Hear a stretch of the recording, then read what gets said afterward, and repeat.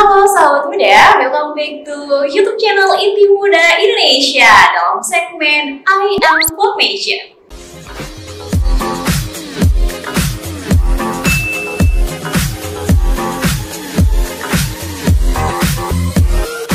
Jadi para sahabat muda, sebelum aku mulai sesinya, jangan lupa ya untuk subscribe channel YouTube kita dan jangan lupa like dan share.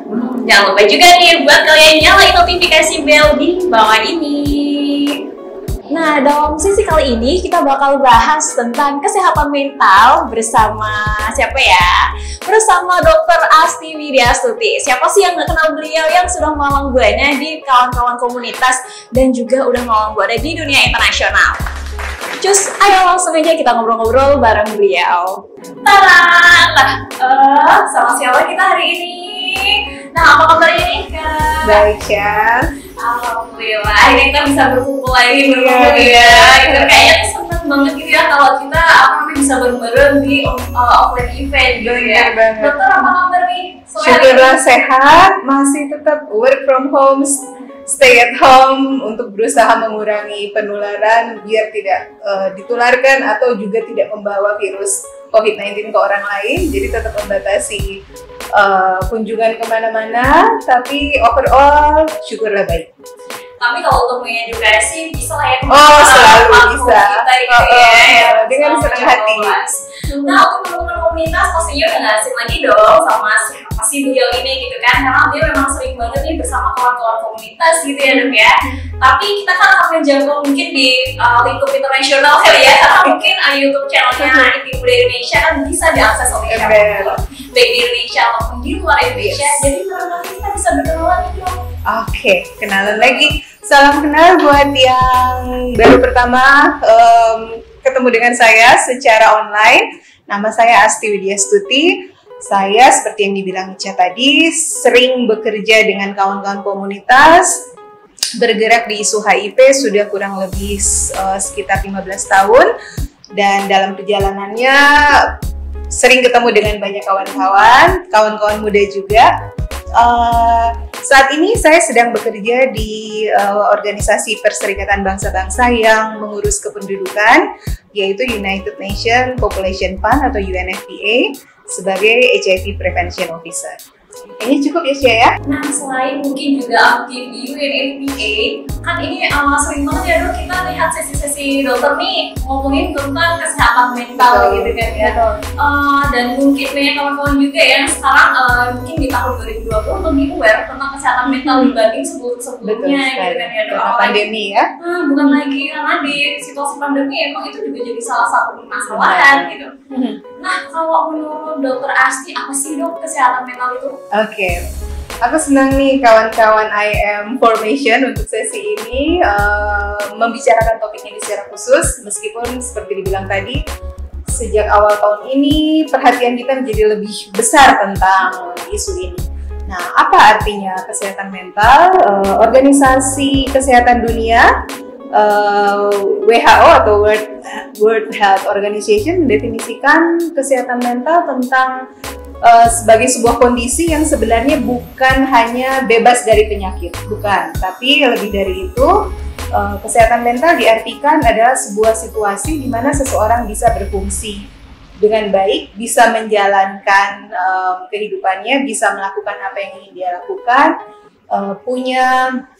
punya derajat kontribusi secara sosial, bisa melakukan aktivitas-aktivitas dengan baik tanpa rasa terganggu. Nah, itu yang didefinisikan oleh World Health Organization. Jadi sekali lagi cuma mau menekankan bahwa bukan hanya semata-mata artikan sebagai tidak adanya gejala ya, atau tidak adanya penyakit, bukan, tapi lebih dari itu bagaimana seseorang bisa berfungsi dengan baik, menjalankan fungsinya di masyarakat, bisa melakukan pekerjaannya, bisa melakukan aktivitasnya, punya perasaan bermakna, happy, dia bisa merasa puas karena bisa melakukan sesuatu untuk dirinya sendiri maupun untuk masyarakat. Nah, itu kan ada mungkin beberapa macam standar khusus mungkin yang bisa dikatakan dia sedang terganggu kesehatan psikologisnya atau tidak, itu dilihat dari mana sih dok? Gitu kan, jangan-jangan nanti ketika aku tiba-tiba sedih tuh apa di gangguan psikologis nih? Kadang-kadang tuh juga kita tuh self diagnose itu kan juga sering gitu. Nah untuk itu apa sih dok? Kita bisa melihat orang itu mungkin punya gangguan psikologis atau enggak? Ya. Jadi sebenarnya poin yang dirimu bawa ini bagus banget. Orang yang sehat secara mental tentu saja masih bisa sedih, masih bisa marah, masih bisa jengkel, masih bisa bete, galau, cemas. Tapi kemudian kondisi ini tidak menetap, dia punya kemampuan untuk mengatasi gitu, atau berdamai, atau mengelola perasaan-perasaan atau pikiran-pikiran yang sedang dia hadapi. Nah, kondisi ini tentu saja sehat, baik-baik aja. Jadi itu yang sebenarnya orang-orang juga suka salah kaprah ketika ada stres. Oh, berarti kamu ada gangguan kesehatan mental. Enggak juga. Orang yang sehat secara mental juga bisa stres gitu. Tapi satu kata kuncinya adalah coping. Dia masih bisa punya mekanisme coping untuk segala macam perasaan yang sedang dia hadapi, entah itu frustasi, entah itu stres, entah itu amarah, kekecewaan. Dia punya cara untuk cope. Nah itu batasannya seperti itu. Tapi ketika orang itu tidak bisa lagi coping, tidak bisa lagi berdamai, tidak bisa lagi mengatasi perasaannya, kekecewaannya, kemarahan, kesedihan itu begitu mendalam, jadi sangat mempengaruhi dirinya sendiri, cara berpikir, sikap maupun aktivitasnya sehari-hari. Nah itu di situ baru kita sebut sebagai gangguan. Lalu apa aja sih dok yang menyebabkan orang itu punya gangguan psikologis? Sebenarnya hidup kita sehari-hari kan tidak lepas dari stres ya. Stres itu bagian dari menjadi manusia. Oh ya, dalam situasi pandemi di mana ada banyak sekali pembatasan, kita dibatasi keluar rumah, kita harus menyesuaikan banyak perubahan. Kita harus tinggal di rumah, rutinitas berubah, sistem dukungan dari kawan sebaya yang mungkin biasanya ada kita tidak punya. Jadi dalam kondisi seperti ini memang terutama pandemi ada banyak sekali stresor yang kemudian muncul. Tapi sekali lagi stres itu normal dan bagian dari hidup kita.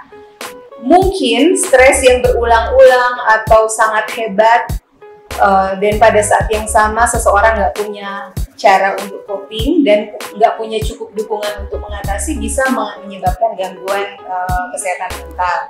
Tapi bukan berarti semua kondisi kesehatan mental dan gangguan mental itu adalah disebabkan stres, enggak ya.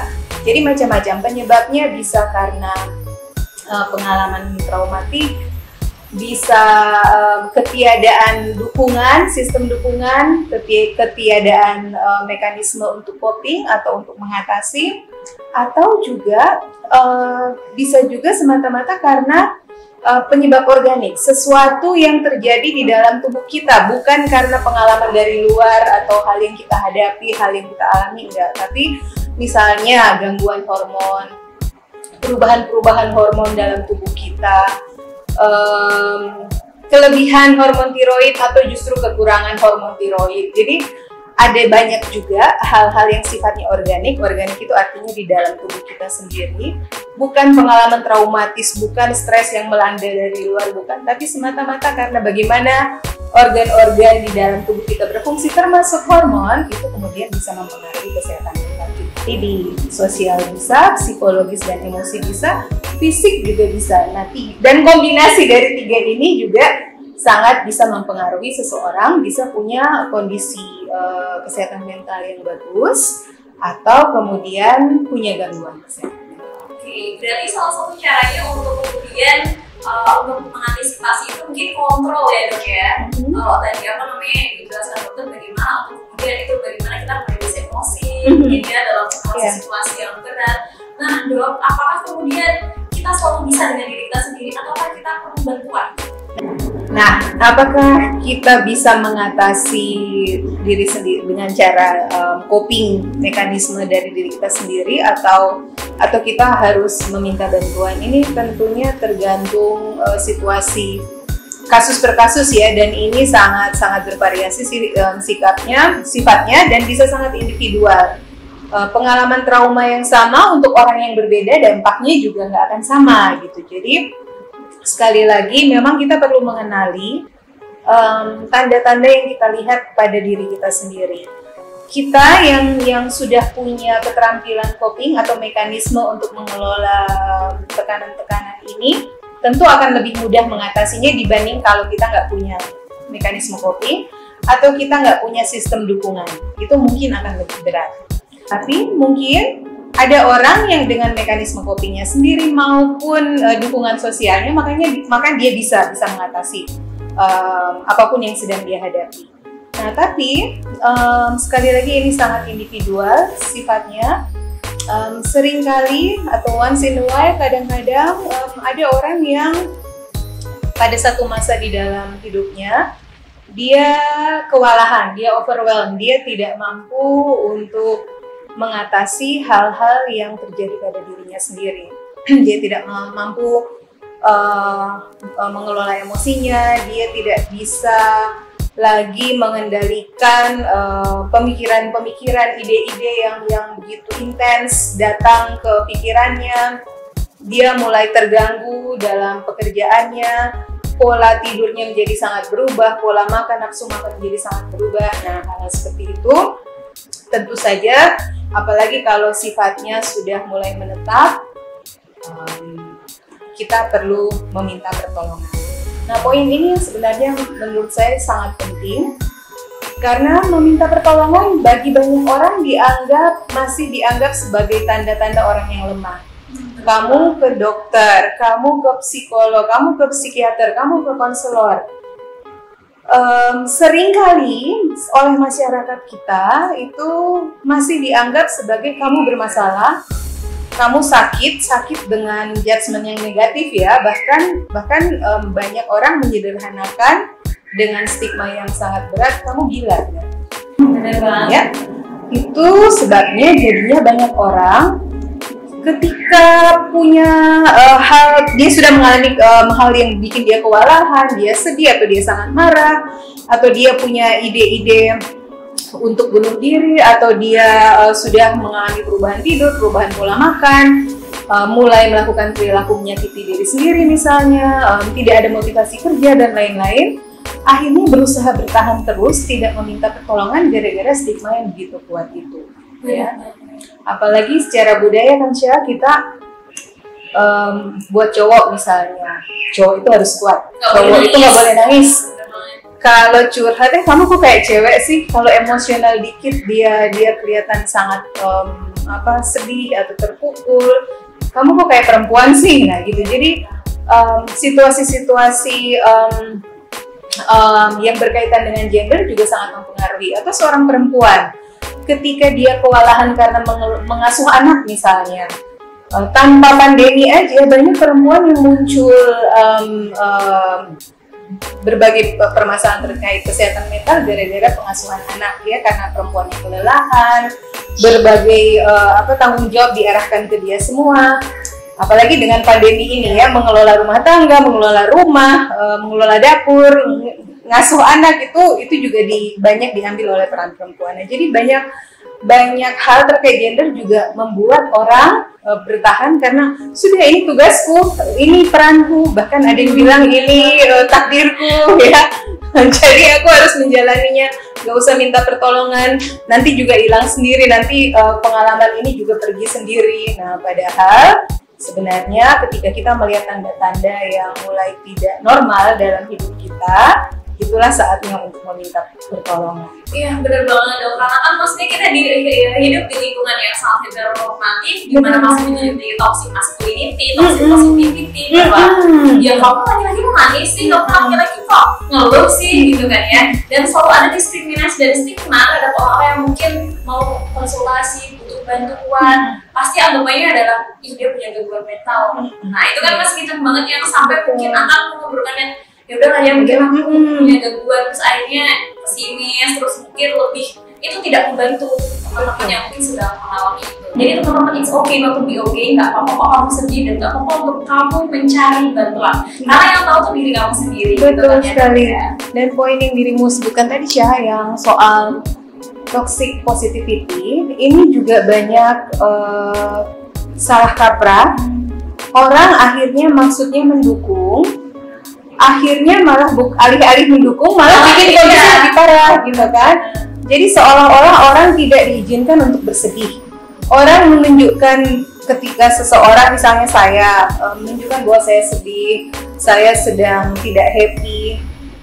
Ketika ditanya kabar dan mungkin air muka saya sudah menunjukkan bahwa saya nggak happy, atau saya menyatakan bahwa saya lagi sedih, komentar yang biasanya saya hadapi adalah, ayo be happy, smile, positive thinking.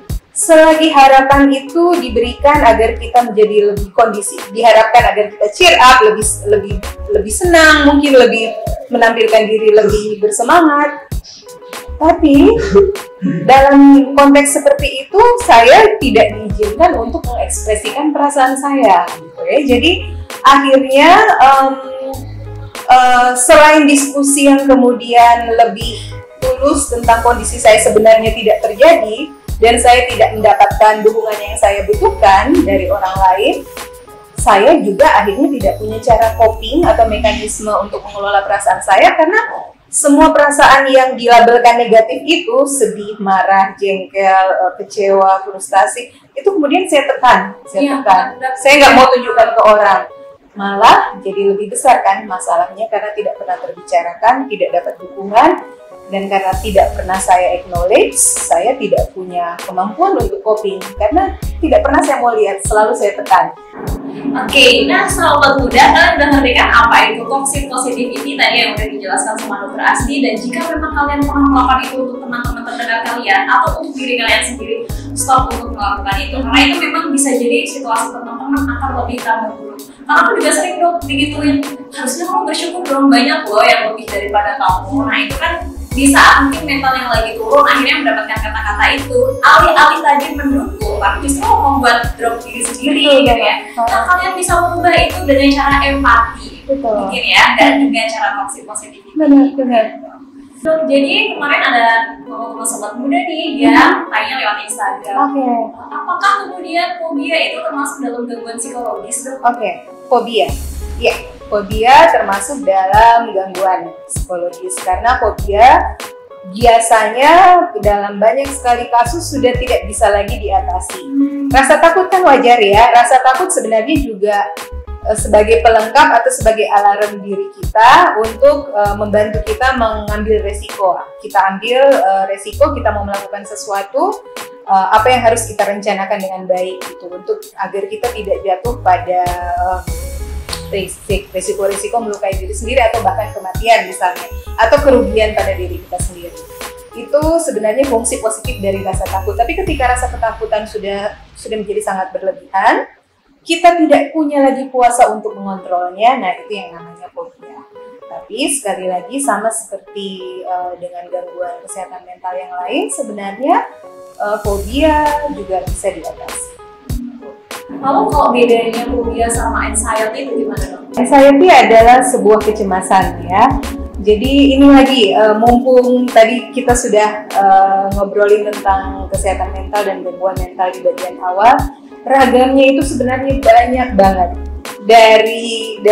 Jadi sorry ya, saya mundur dikit lagi, mumpung sudah mulai disebutkan satu persatu gangguannya.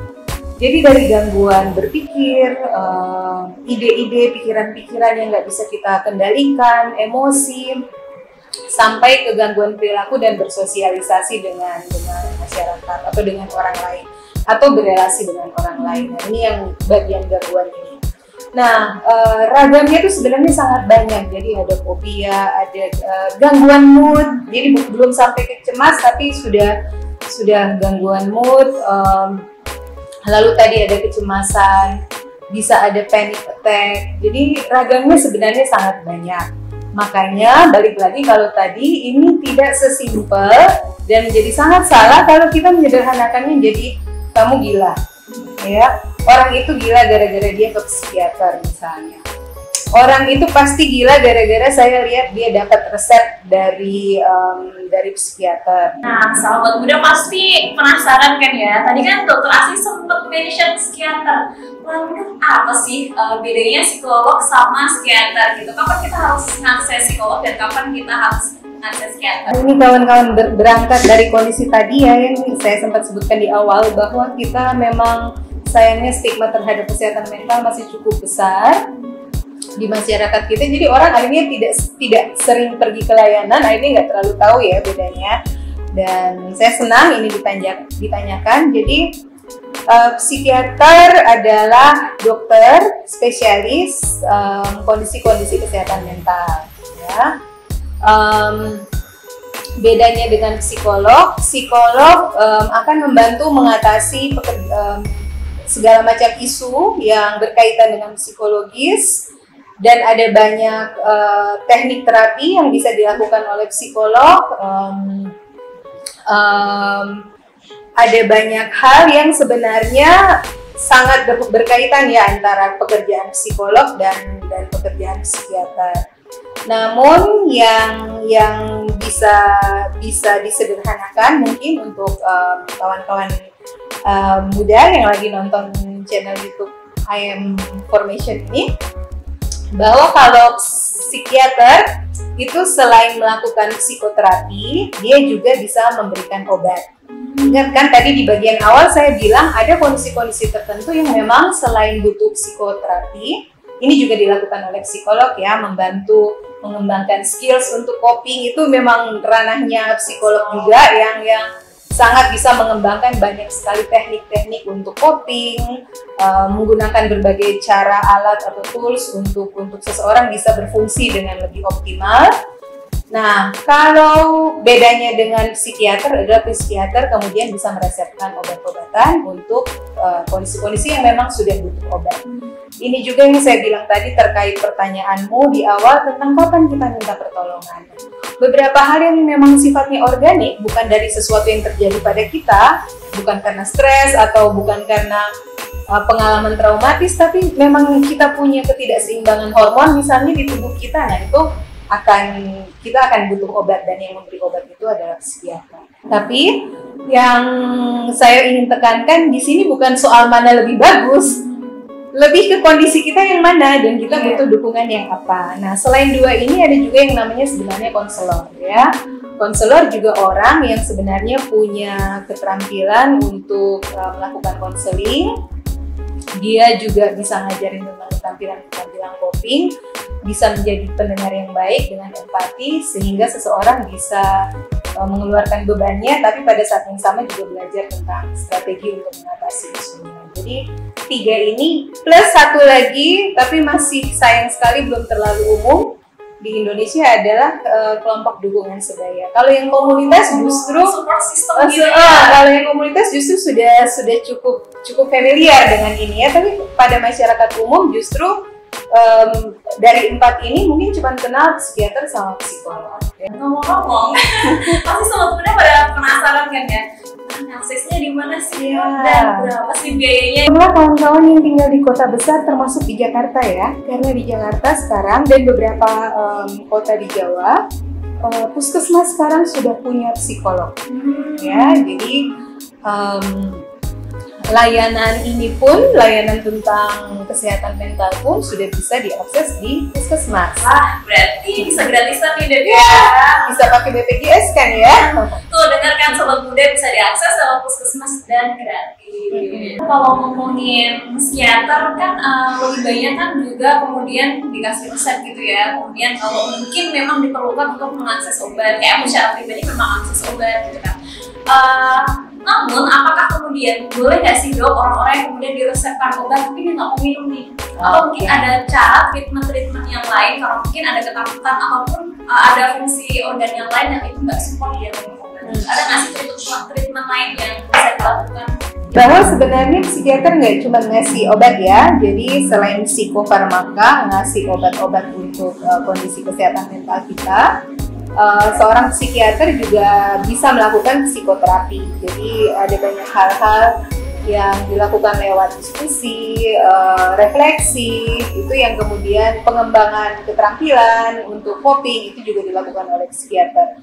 Tapi kemudian terkait minum obat, ini akan tergantung kondisi yang sedang kita alami apa. Sekali lagi seperti yang tadi saya bilang, kondisi gangguan kesehatan mental kan bervariasi baik derajatnya dari yang ringan, yang tidak terlalu mengganggu sampai yang sudah sangat mengganggu, maupun jenis klasifikasinya ataupun penyebabnya. Ketika penyebabnya sudah organik, dalam arti ada ketidakseimbangan kimia di otak kita misalnya, ada ketidakseimbangan hormon di tubuh kita misalnya, atau kita sama sekali sudah tidak berfungsi, tidak bisa menjalankan fungsi sehari-hari, atau kita punya gangguan karena diakibatkan oleh penyalahgunaan substansi misalnya. Nah, dalam kondisi-kondisi seperti itu memang mau nggak mau obat harus tetap dipakai untuk mendukung perubahan ke arah yang lebih baik. Nah, ini juga sebenarnya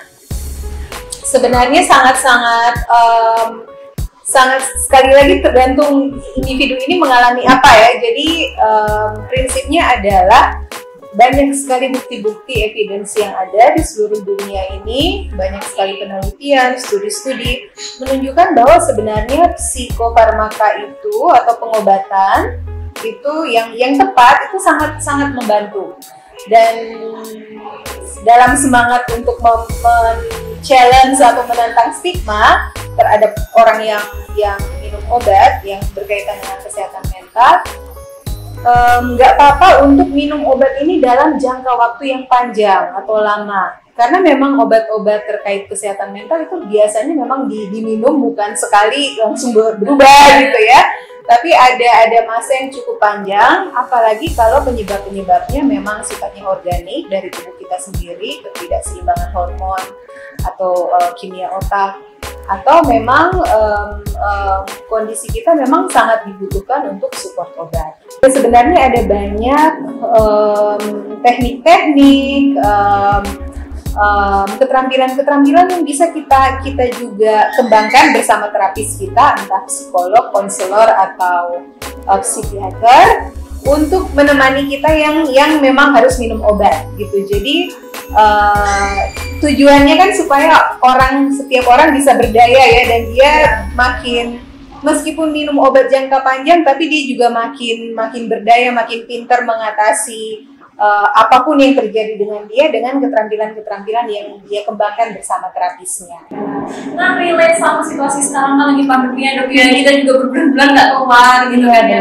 Pasti jenuh banget gak sih dok, kayak melihat tembok yang sama, ini itu aja orangnya gitu kan, situasi yang sama. Untuk kalau situasinya lagi bahagia kan, mungkin dalam situasi yang depresi, sedih, ketakutan itu terus menerus setiap hari gitu. Mungkin ataupun kita tinggal dengan toxic people itu kan, aduh bikin stres banget gitu kan ya. Nah, ada nggak sih dok tips atau cara mungkin untuk teman-teman yang mungkin sedang mengalami hal-hal sulit di masa pandemi dan nggak bisa ngomong? Oke, jadi saya mau acknowledge dulu bahwa ini situasi yang tidak normal. Situasi pandemi ini kayaknya sebagian besar di antara kita baru alami sekarang kan. Jadi segala sesuatu respon yang tidak normal terhadap situasi yang tidak normal itu normal. Jadi nggak apa-apa kalau kita kemudian punya respon yang kayak tadi, kita frustasi, kita bosen setengah mati. Itu sangat wajar karena sekali lagi yang kita hadapi ini sedang tidak normal.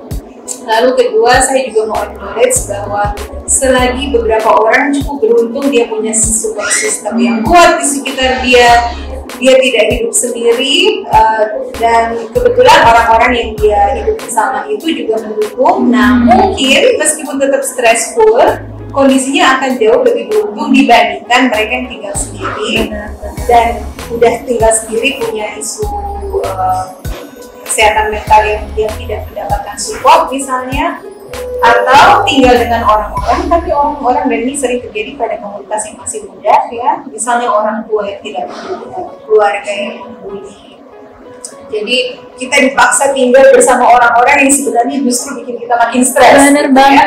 Dan kita kecabut dari sistem dukungan yang dulu sebelum pandemi kita mungkin bisa dapat, karena kita bisa ketemu dengan kawan-kawan sebaya atau komunitas.